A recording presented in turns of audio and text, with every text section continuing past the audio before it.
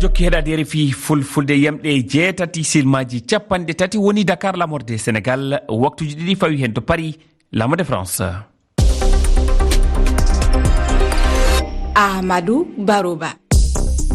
tedduɓe heeɗiɓe RFI fulfulde jamalla wale mon bisimilla mon e ley kabaruji ɗi to République démocratique du Congo. fedde OMS toppitinde cellal adunaru ndu jertini kadi alhaali rafi Ebola e nder leydi ndi. ɗum noon koko fati e ɓeydagol kono kadi e layugol o rafi Ebola to banggue funnague leydi ndi.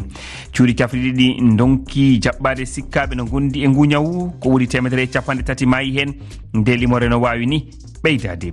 to Mali kam ngakkere courant saabima Bamako naɓe yewtude peeje kese ki nguleki hewɓe mabɓe kuccani joni ko hutorogol uykina ben énergie immiɗo e nangue panoje no fampa e nder galleji kewɗi nder Bamako lamurde nde gurdam no fawi e muɗum. julde taski ko yontere arore yo Allah tawni en hotomo yaadi hen hebgol layyaji woni hunde sattude no fewi.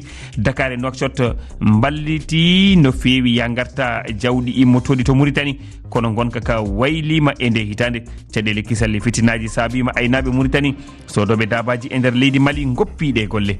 tedduɓe bisimilla mon.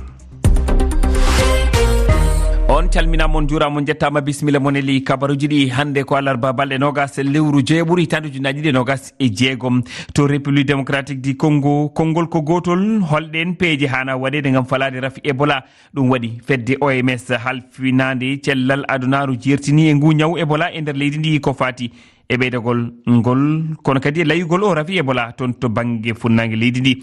OMS ina huuli alhaali o juuta cuuɗi cafriɗi donki jaɓɓade rafaɓe sikkaɓe wondude e ngu ñaw wonande daraniɓe cellal RDC ko ɓuuri 130 e jeegomo e nder 153 sikkaɓe wondude e Ebola mayi kono nde limore ana wawi ɓe waylade. keɗoɗen booli ba.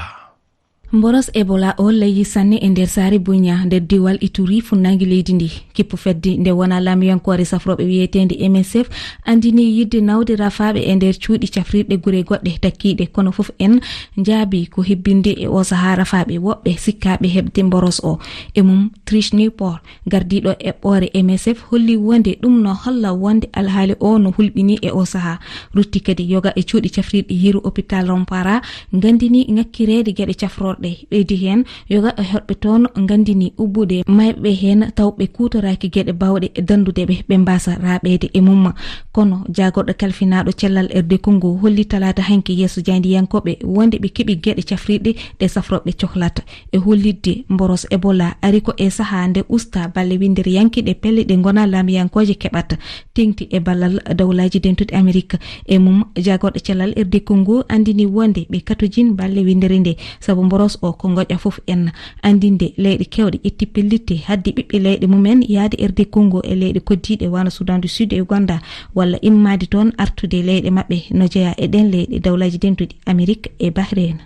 hare fatude e boros Ebola o ina jokki sembinede wittoji e muɗum tittinama tengti alhaali markal boros bondi bugyo gonɗo saabu ngal raɓodiral to funnague RDC.